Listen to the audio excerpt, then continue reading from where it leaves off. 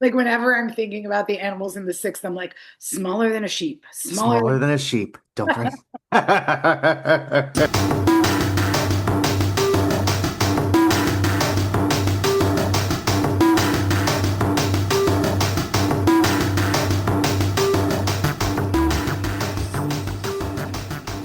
Welcome to Orbitals, an astrology podcast. I'm your host, William Holloway, and today's show is all about the sixth house. With me to discuss and dissect is my friend and astrologer, Vivian from Stars in Alignment. Welcome. Hello. How is it going? Well, we are in a very, very dynamic week, and I'm feeling the Yeah. pull and the push of the Mars Uranus square and the Jupiter Saturn square that are happening simultaneously in just a couple days. So I feel like there have definitely been a lot of pivots and Mm. modifications. Mm. I feel a lot of pressure right now, but Yeah. Pivot and modification, I think, are two really good words. You posted on Threads, we were talking about earlier. What do you mind repeating what you said? Because I think it's a really good thing for people to remember for this Mars Uranus square. I mean, I think this and also the nature of what we're going to talk about today, like we can be pulled into a position of fear or anxiety very easily. What's going to happen? What's going to come of this? And sometimes when it comes to our own personal astrology, it's all about taking a very simple perspective. And particularly with Mars and Uranus, one pushes us to do something, and the other one is all about the erratic nature of the ever fluctuating world around us and circumstance that's beyond our control. So ultimately, it's about being adaptable. How can we change our plans? I mean, Yeah. it's so simple, and yet in the moment we just think the most catastrophic thing is about to happen when really it's just we there is a road closure and we have to take a different route to pick up our friend from the airport, Right. or uh, Or you go to the restaurant that you had reservations for all month and they don't have you on the list, but the place across the street might have something and it ends up being better anyway. right. I think it's important that so much of the astrology uh, can be mundane things like that, and it's not always, life-changing stuff. I And the six remember. like that too. I think Hmm. there are seasons of life, there are periods of work, there are things that being human, like there are unavoidable.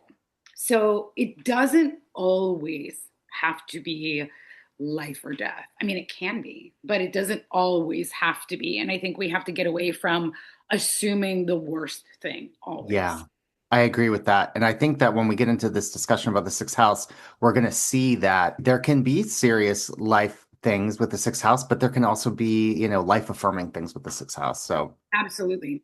yeah. Well, with that, shall we get into our discussion on the sixth house? I love it. All right, awesome. So on this podcast, we've covered, well, I'll say me and my guests have covered the eighth house, then the 12th house, and now we are doing the sixth house. All of those houses have something in Fearful common. places. Yeah, they're the fear really can only go up right after this one. Right, right. Yeah. So if we had to make two lists, one for our listeners, when we were talking traditional, we're talking about significations that are 2,000 years old. Right. And there is a point that I will bring up later, but there is a certain evolution of those topics that still aligns with us living in a more modern world. But many of these significations were based on a life of toil and Yeah. a much shorter lifetime. Much shorter. So, if we had to make two lists, what would you think is in the modern list to start? Well, I have. I was going to make my own list, and then I was looking through, I feel like this is at this point my Bible, but The Ancient Astrology in Theory and Practice, Volume 2 by Dimitri George. I don't know why I'm showing it because this is not a video podcast, and you already know this one very well. In this book on the houses, at the end of each chapter on the houses, she does list traditional significations versus modern. So she says, all right, so list of traditional significations. She lists misfortunes, troubles, bad luck, illness and disease, accidents and injuries, servitude, slavery, jobs, bondage and oppression, military and armed services, enemies, insurrections, and small animals as workers. Yes. And since you brought up the idea that the definition of the sixth is because of its relationship to the seventh, Right. the angles are the pillars of the chart. And what is falling away from the angle or what has failed to reach the angle is our obstacle to getting to the seventh, which is like a place of reward, of rest, of partnership, of ease, of pleasure. So I love that, all of these things, like once we get done with the toil of the day, then we can rest. Or once we get over this illness, we can feel at ease and we are able to enjoy the fruits of our labor. And the small animals part is interesting because I will say this, and I have seen it time and time again. While it is no longer animals that serve, pets are so clearly delineated in Yeah, this chart. they are. There is an astrologer in New York. I told her that in my solar return chart for 2024 that I had a sixth house stellium and I was really concerned about it. And she's like, you should just do remediation. She's like, work with small animals. I love I, that. I didn't do it. Oh, we did. But I have a friend who just finished a sixth house year, and unfortunately, his beloved pet passed away. Oh, So I think pets do really show up in the sixth, even though they are no longer farm animals. They're yeah. they're smaller than an ox or a sheep or whatever was written in the ancient texts. Yeah, exactly. Yeah, I agree. I think they are sixth house. My last sixth house perfected year, my roommate who I was living with at the time had to put his cat down, and I was there for that. So that was definitely a theme. And yeah, I mean, the animals aren't workers anymore like they were then, unless you're on a farm, maybe. But although now that I'm thinking about what small animals work, like don't the bigger ones usually do the work? I'm like, which small animals are doing work? I have a friend who used to do dog races and dog sledding in Okay, Alaska, and that I makes sense. think it was smaller than a sheep. So maybe it was like herding dogs or Yeah. Yeah. And they're dependent on us too, right? I mean, they can't, the pets that we have, dogs, animals, like they need us. Um, maybe, if you see your animals as children, then maybe that shows up fifth or fourth house. I've seen people, whose for animals are like sure. very close with them and that they, that it can be. But I do think most of the time you're going to find your pet stuff in the sixth house. Employers or employees? Ah, employers or employees. Uh-huh. I'm curious to know if employees or people that work for us are sixth house as a modern signification or a traditional one.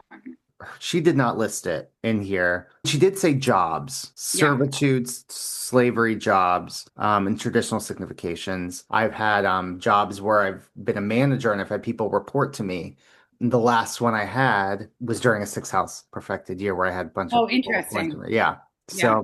And it wasn't like my dream job. It was just like most of my jobs have been six house. I think that's a lot of people. Yeah, right. I It's like, mean, we all have to do something in this capitalist world for money. yeah, And most of the time, some part of that job, even if not all of it, will feel like labor. yeah, yeah. And I think one of the things that I took away from really thinking about this episode is that this house being the joy of Mars Yes. is really the way that I look at that house. So it can show up as, if you're doing a job that you love, then the martial sacrifice or the toil or the heaviness of the burden or the long hours can feel like an honorable thing. And if we are doing something that we absolutely hate, it can feel like a yoke around our neck. Mhm. When people come to me and they ask about their job or career or what's next, I always look at both the sixth and the 10th. And I also look at the first. I mean, it's very, and what's happening in the first? Like, is there a big change happening? Is that related to those other two houses? But I think it's important to think about the sixth as like Mars can be challenging, but the nature of Mars is necessary.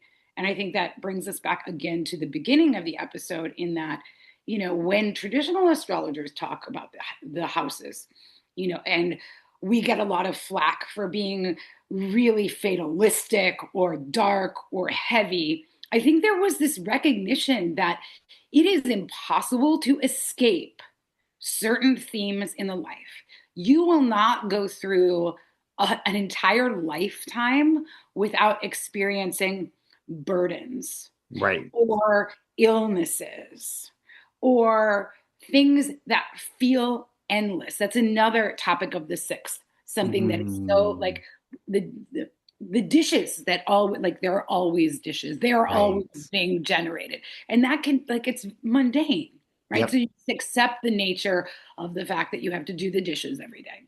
Yeah. So there is this like really mixed and kind of Gen X quality to the sixth house. Mm, I like that.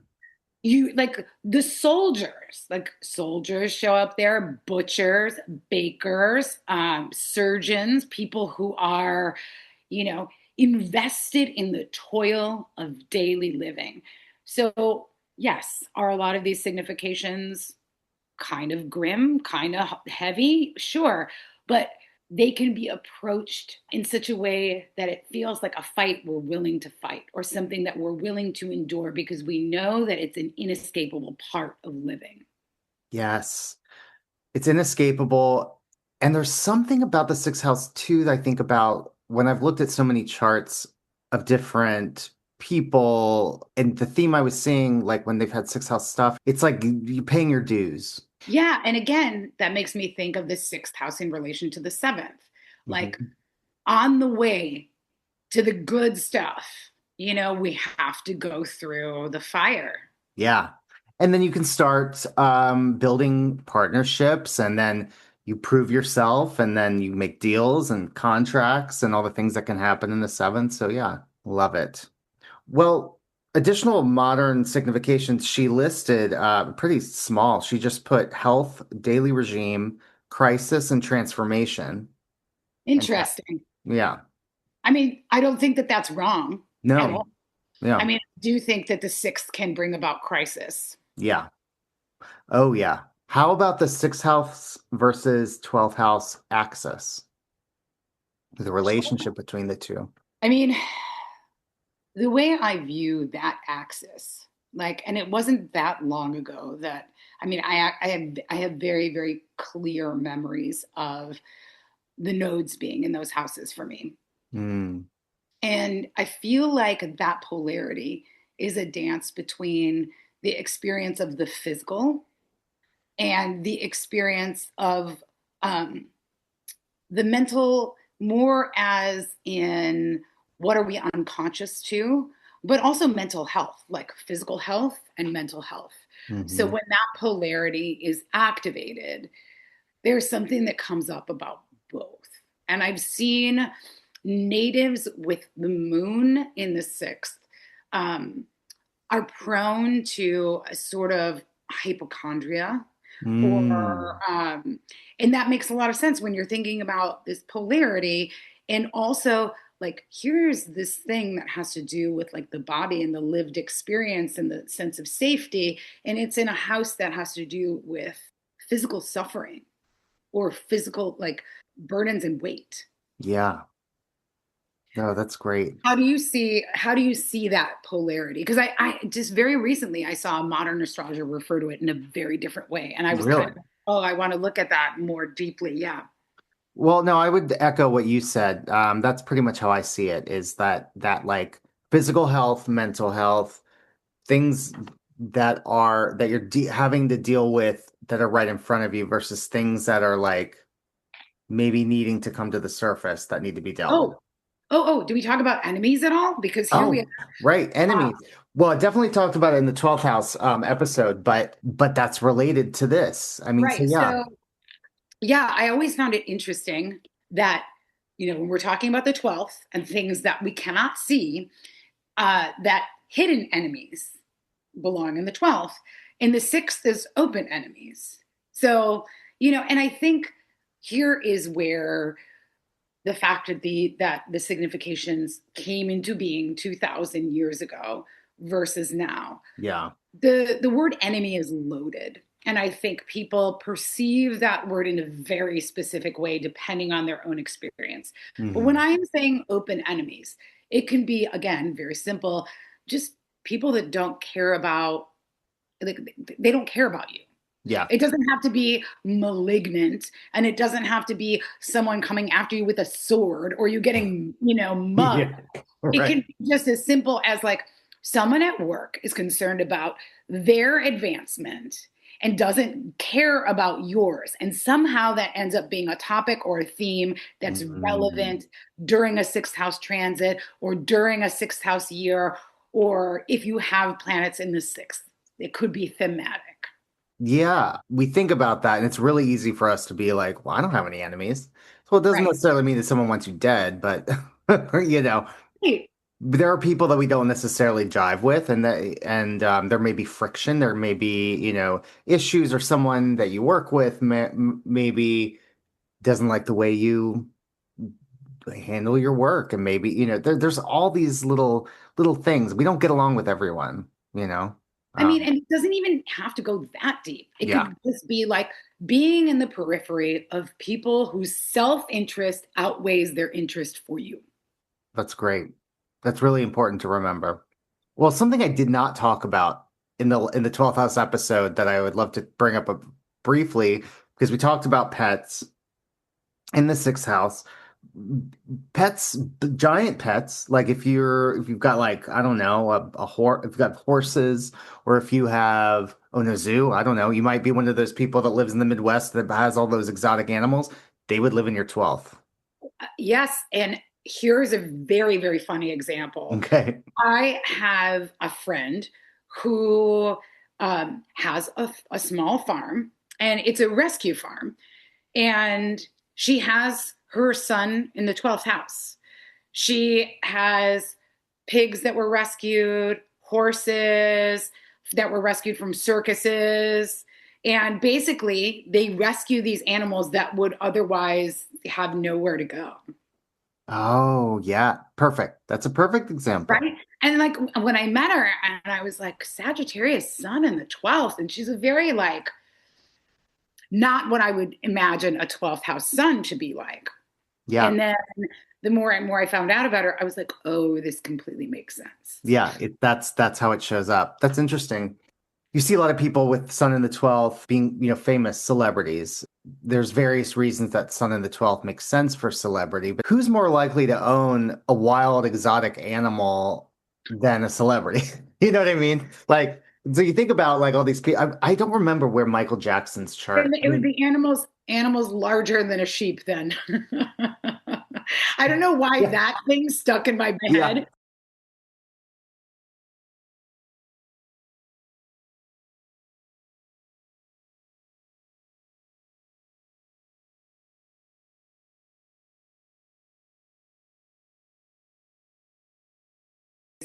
Being that of service and sacrifice. I think the way that makes sense to me is when I think of people that do or have careers that are service oriented. Yes. So, for instance, a teacher that works specifically with disadvantaged or developmentally challenged individuals. That would be a very sixth house job. And Hmm. there's also an example of how, you know, that person could do it out of dedication and out of love. And the fact that it's sacrificial in nature on its own could mean that she doesn't see it as a burden, right? So here is a way that we can really view the sixth house like her life isn't a life of slavery, it's a chosen life of service. And that's how it would show up in that person's life. Yeah, perfect. I love that. Like working for the government, like people that are like, work for the federal government, have worked there since they got out of college. I know a lot of people don't. A lot of people got laid off, but generally, I see a lot of people with six house placements that work long term for the government. So Oh, a interesting. service job in a Yeah, way, right? that makes sense. Yeah. I have Neptune in the sixth. Mm. I don't even know if I fully understand Neptune in the sixth. Yeah. Well, anywhere Neptune is, it's hard to understand exactly what its purpose I, is, right? I think I think that's the nature of the planet. Yeah. The thing that we desire to be most known for shows up in the 10th, whereas Yes. the thing that we end up doing as a way to support ourselves shows up in the sixth. Yes. That's kind of a difference between the sixth and the 10th in that way. Yeah, for sure. Yeah. So have you had recent sixth house experiences? I have. Well, before the South Node went into my fifth house, it was in the sixth house. And I have Pluto and Mercury in the sixth house. Specifically, when the South Node hit my Mercury, I had a really hard time processing information.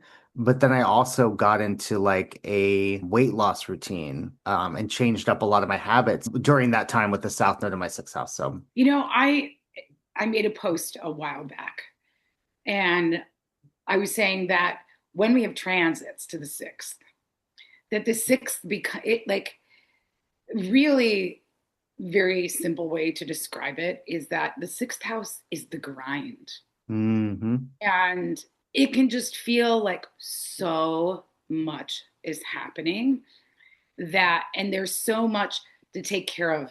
And again, this idea that the nature of the sixth is always filling up, like it's the endless tasks and it's the endless toil.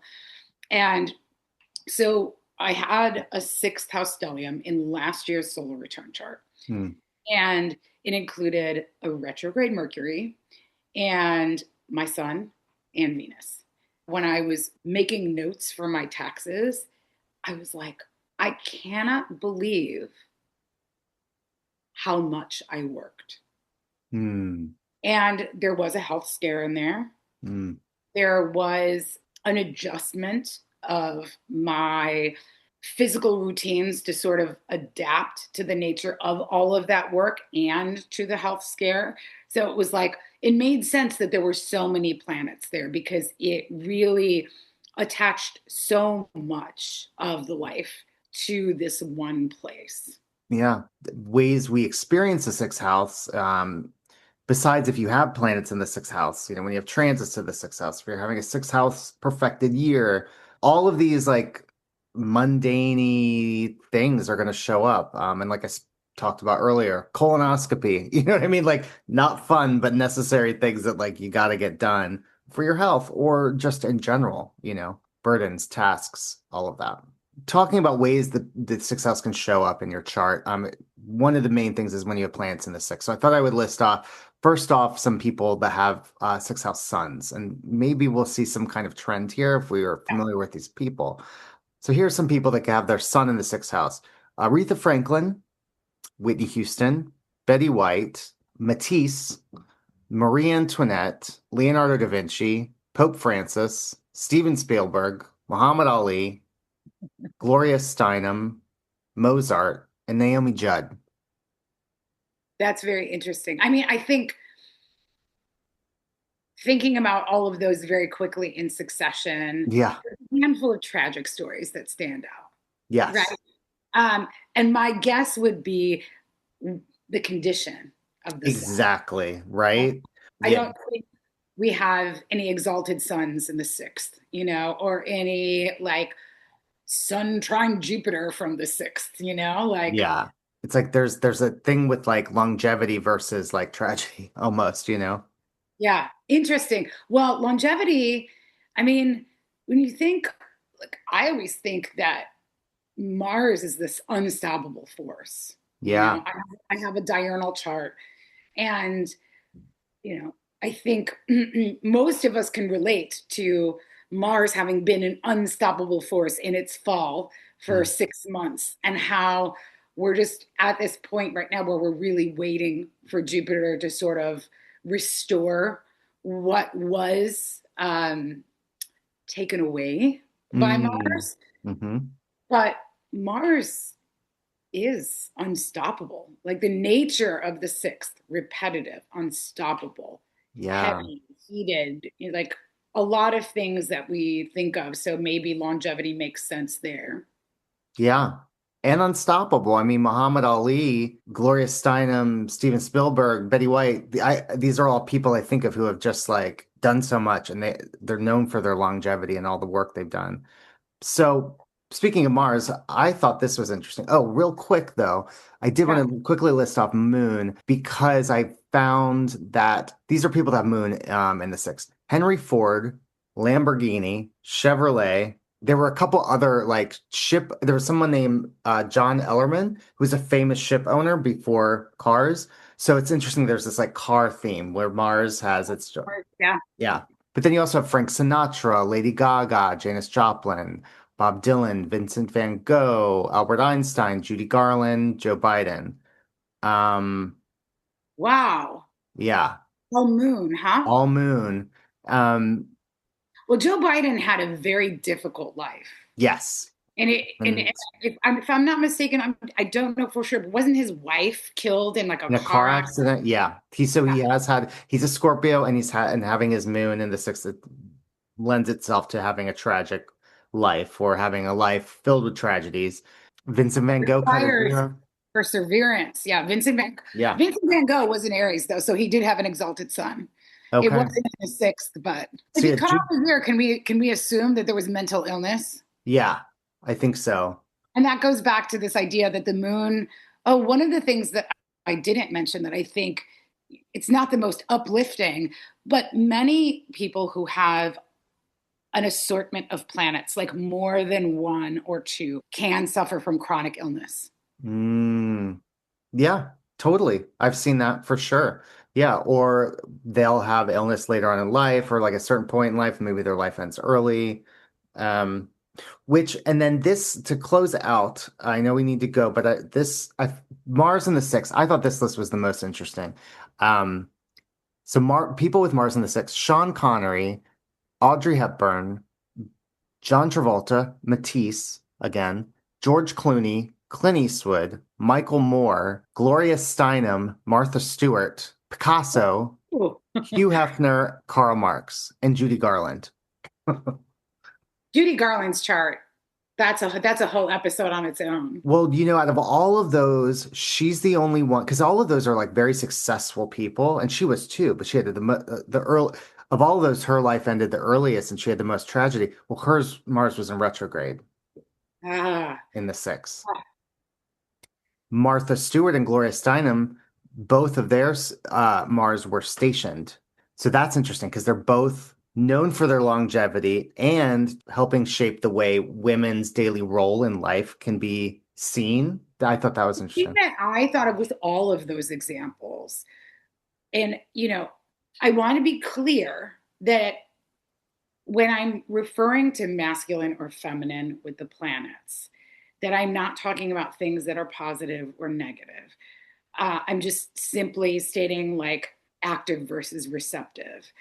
Or even cultural standards. That's the thing I thought of. When you were mentioning all of those, I was like, oh, wow. I was like, the idea of Mars and masculinity and what is revered about the masculine is present in all of these, including the two that were most interesting, which is Martha Stewart and Gloria Steinem.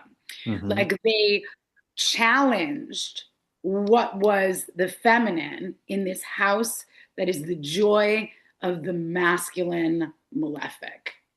Yes. Ah, yes. I love that. Well, I feel like we really covered the sixth house. I mean, And more than anyone would like to hear. yeah, exactly. Like, yeah, we covered all the highs, the lows, and the everything in between. I've had amazing sixth house experiences that have been transformative, also extremely challenging. I mean, it often is challenging, but it can be rewarding. I think what I found to be really interesting is the ruler of the sixth in different houses. Oh, So yes. yeah, I don't think we had time to get to that, but like, just as banter between us, Yeah. like seeing the ruler of the sixth and the 10th gives this very Mars-like quality to the approach to the public persona. Mm, So you see someone who dedicates their life to what they believe to be their career or their legacy or what people think of them. Or the ruler of the sixth and the 11th could show someone who has a lot of conflict with their perceived friend group, right? Or has difficulty integrating into a what they believe to be a collective identity where they belong. Like yeah. those are the real subtleties that I think show up in, like, again, I always just think of Mars in this very martial way. Like the ruler of the sixth in another house shows where you're willing to make sacrifice or the proclivity for conflict, depending on the condition of the ruler. But Yeah, wild how that'll show up, like it someone who really is. sacrifices everything for their body, like someone who's a bodybuilder can have the ruler of the sixth and the first. Hmm. Very good. Yeah. Yeah. That's where you really get into the minutia of what the possibilities are. And anyone listening who wants to understand more about what their sixth house means or could mean can book a reading Yes. with Vivian or me, whoever. And you can find all of that information in the links below. What do you have going on right now before I let you go? In terms of projects, Yeah. in terms of work projects, Yeah. um, I honestly, I think things are really shifting. I'm trying to start more of a writing practice. I think I am I'm collaborating with someone, and I can't mention it yet because we're not launching until later in the summer. But we are going to be having readings about the Uranus trine Pluto in their charts, Ooh. because that will be so that's going to be something that's coming up, and those are going to be limited. I'm really trying to embrace the shift of these outer planets and put a fresh face on the readings that I'm doing. So I love it. just approaching new topics, a lot about the transitions of this year, but yeah, just trying to write more and trying to create a little bit more of a work-life balance, which I don't have very much of. I understand, which is also associated with the sixth house. So there you go. Thank you so very much. It Thank was, you. Yeah, it's always great to have you on, and we will do this again. I look forward to it. Have a wonderful day. You too. See ya.